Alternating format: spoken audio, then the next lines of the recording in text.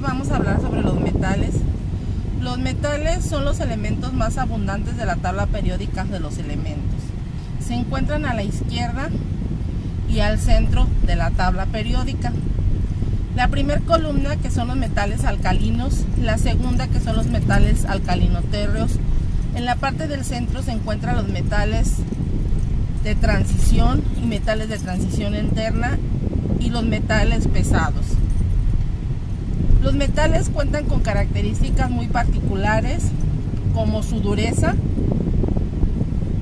que esto quiere decir que oponen resistencia a ser rayados, tienen brillo metálico, son dúctiles, esto quiere decir que podemos hacer hilos con ellos, por eso son utilizados para hacerse cadenas o cables de la electricidad, como en el caso del cobre, y cadenas como en el caso del oro y la plata. Son maleables, esto quiere decir que con los metales se pueden hacer láminas. Por eso los metales son muy utilizados en la industria de la joyería, porque podemos hacer láminas como para aretes, como para esclavas, como para anillos, porque tienen gran facilidad de ser maleables. Los metales son muy preciados.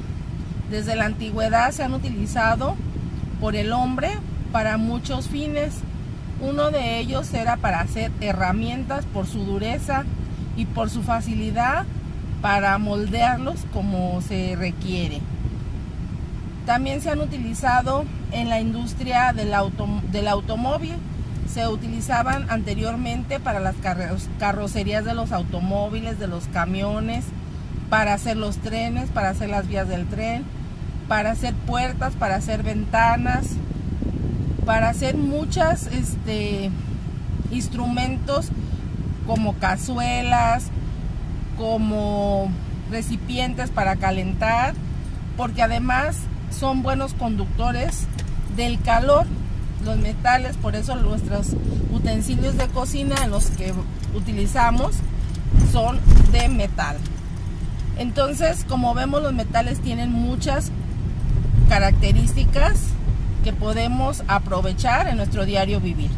Otra de las características que tienen los metales son también que al contacto con el agua y con el oxígeno ambiental forman lo que son los óxidos y forman los hidróxidos.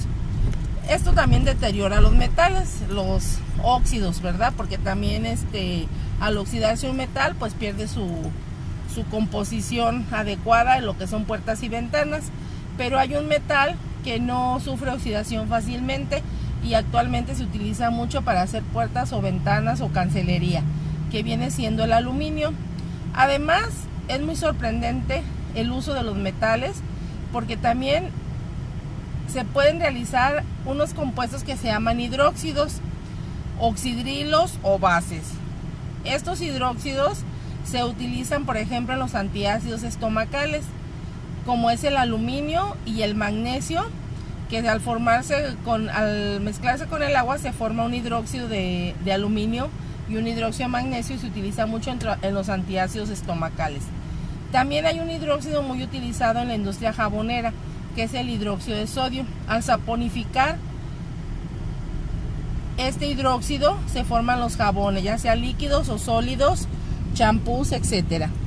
Aunque actualmente se utilizan ya otras sustancias químicas para hacer champús, pero bueno, inicialmente era con lo que se hacían los jabones.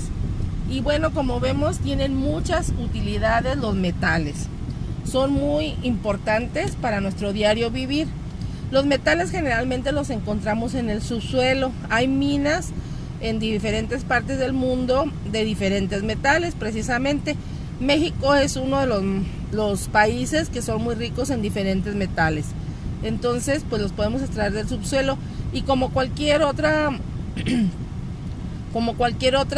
sustancia o elemento que se encuentra en la naturaleza, pues va a llegar un tiempo que se va a terminar. Por eso debemos de también ser conscientes en su utilización y reutilización, para que no se nos terminen estos metales que son muy indispensables para muchas cosas de nuestra vida cotidiana. Gracias.